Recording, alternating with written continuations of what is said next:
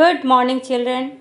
आज हम लोग हिंदी 2 में पार्ट 4 पढ़ेंगे जिसका शीर्षक है दो तोते। यह एक कहानी है। तो चलिए शुरू करते हैं। आइए पहले कठिन शब्द पढ़ते हैं। ग्राहक, मूल्य, स्वागत, दृश्य, कृपा। तो चलिए अब कहानी शुरू करते हैं। एक बहेलिए के पास 2 तोते थे। बहेलिए यानी कि चिड़ियाँ पकड़ने वाला। वह उन दोनों को बेचना चाहता था। कई ग्राहक आए, उनका मूल्य पूछा। ग्राहक यानी कि खरीदार। बच्चों, जब हम किसी भी दुकान पर खरीदने कोई भी सामान जाते हैं तो हम वहाँ पर क्या हुए? ग्राहक। तो आपको ग्राहक का अर्थ समझ में आ गया होगा। चलिए आगे बढ़ते हैं। बहेलिए ने एक का मूल्य 10 रुपये और दूसरे का 50 रुपये बताया। खरीदारों ने बहेलिए से मूल्य के इस अंतर का कारण पूछा। हर बार बहेलिए का एक ही उत्तर था, इन दोनों को अपने साथ ले जाइए, तभी इनका अंतर मालूम हो सकेगा। तो इस कहानी में ऐसे शुरुआत है कि बहेलिए के पास 2 तोता था और वह दोनों तोता को बेचना चाह रहा था। तो उसके पास बहुत सारे खरीदार आए और उन तोतों का दाम पूछा। तो बहेलिए ने एक तोता का दाम 10 रुपये और दूसरे का 50 रुपये बताया। लेकिन खरीदारों को लगा कि इनके मूल्य में अंतर क्यों है, तो इसका वो कारण पूछ रहे थे। तो हर बार बहेलिया जो है एक ही उत्तर दे रहा था कि इन दोनों को अपने साथ ले जाइए और तभी आपको इसका अंतर मालूम हो पाएगा। अंत में एक धनी ग्राहक आया और दाम देकर दोनों को अपने साथ ले गया। उसने दोनों को 2 अलग अलग पिंजरों में रखा और पिंजरों को अलग अलग स्थानों पर टांग दिया। तब बाद में क्या हुआ? एक धनी ग्राहक यानी कि अमीर आदमी आया और दाम देकर दोनों को अपने साथ अपने घर ले आया और दोनों को अलग अलग पिंजरों में रखा, दोनों तोतों को, और अलग अलग जगहों पर भी टांग दिया। इस तरह उसका पूरा दिन बीत गया।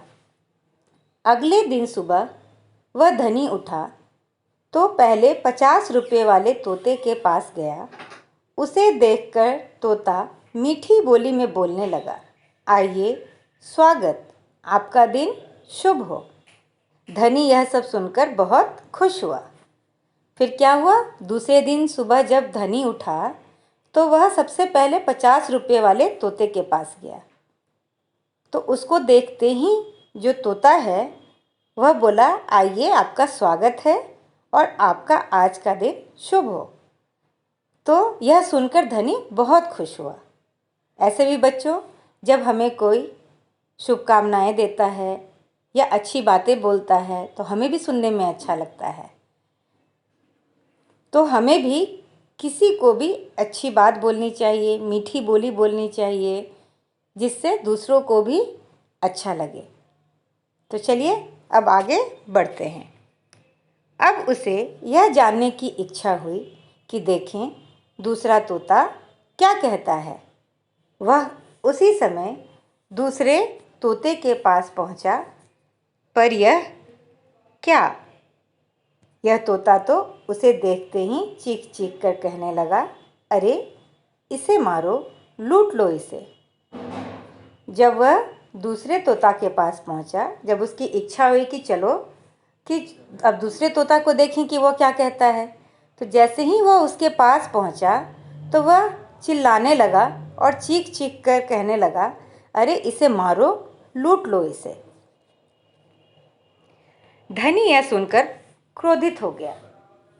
तो धनी जब यह बात सुना तो वह सुनते ही उसको गुस्सा आ गया और उसने अपने आदमियों को इस तोते को मार डालने की आज्ञा दी। और उसके बाद वह अपने आदमियों को बोला कि इस तोते को मार डालो। पर तभी पहला वाला तोता बोला, कृपा करके इसे मारिए नहीं, यह मेरा भाई है। मैं पहले एक साधु के पास था तथा यह एक डाकू के पास रहता था। बुरी संगति के कारण ही यह अब इस तरह बोलता है। तब क्या हुआ, जो पहला वाला तोता था वह उससे धनी आदमी से बोला कि कृपा करके इसको मत मारिए, यह मेरा भाई है। मैं पहले एक साधु के पास था और वह एक डाकू के पास था, और संगति उसकी ऐसी थी जिसके कारण वह ऐसा बोल रहा है।